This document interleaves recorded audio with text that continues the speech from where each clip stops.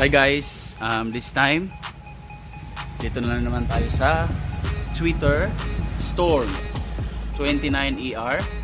Sa nano carbon pa rin to guys, nano carbon. So unboxing, ito po, black blue. Ooh. So ito po yung unit. See you later. So guys, ito na po kapadyak. Ito na po yung Twitter Storm natin. Tinanggalan lang po natin ng mga styro. Kita natin as usual yung mga gasgas. Ito na po. So 29ER.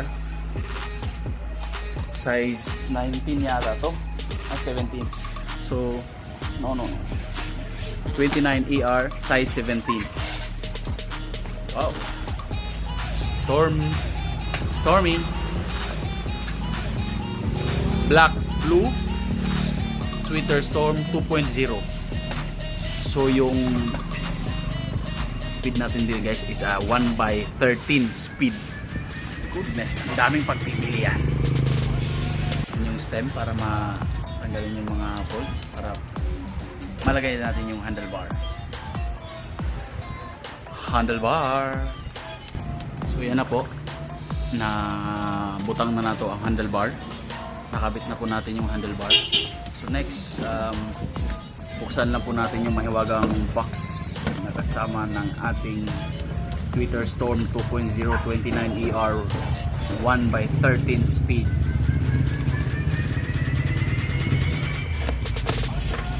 So kasama po ng box guys ay we have a pedal, left and right as usual. Remember guys, huwag magbaliktad. So we have saddle. Opo. We have a user manual ng Twitter. We have a bottle cage. So we have a reflector here. Of course, ang ating skewer. Skewer guys, alloy. Napakaganda. Tapos meron din tayong seat post dito na alloy made by Twitter. And we have, of course, our Allen wrench, which is free from Twitter. Alright. Ito po, nalagay na po natin yung front wheel.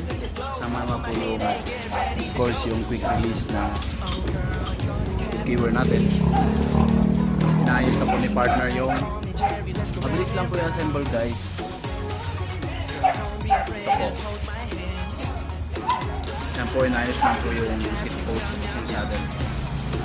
So kapadyak, ito na po, nabuo na po namin yung Twitter Storm. Okay, 29ER po ito. Nano carbon fiber yung frame. Quick specs po tayo. So yung hydro nya is Tektro, hydraulic brake. Ito po yung switch ng remote air suspension fork. Yan po, air po yan. And then alloy po yung fork nyan, full alloy po. So skin wall yung wheel size 29 skin wall, Innova Pro CrossFit 29/2.25 yung size.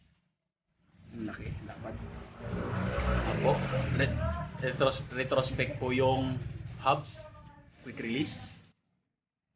Tapos yung internal cable nya, ito po, nasa harap, hindi po sa gilid. So next, yung print nya ay glossy din. Twitter. So 1/, retrospect po yung crank 1/. Tapos sa likod ay we have 1, 2, 3, 4, 5, 6, 7, 8, 9, 10, 11, 12, 13. So 13 speed. 13 speed po yung cassette. Retrospect po yung RD. Alright, very nice man. All slick po yung cassette nya. So alloy din po yung seat post nya. tweeter alloy. So yung crank niya po ay Halotech na din po. Sa price po ito ay Halotech. Yung mga ating mga kuya, ito po yung mga kuha natin, mga kapadyak. Ito po yung tunog ng Twitter Storm 29ER.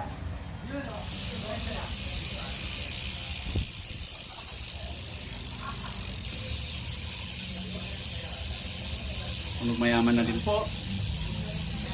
Alright, thank you for watching. Till our next video. Please like and subscribe. At pasensya na po sa aming video. At hindi ito napakagandang pagka-edit. Pero solid naman po na tunay. Dagang salamat. Babush!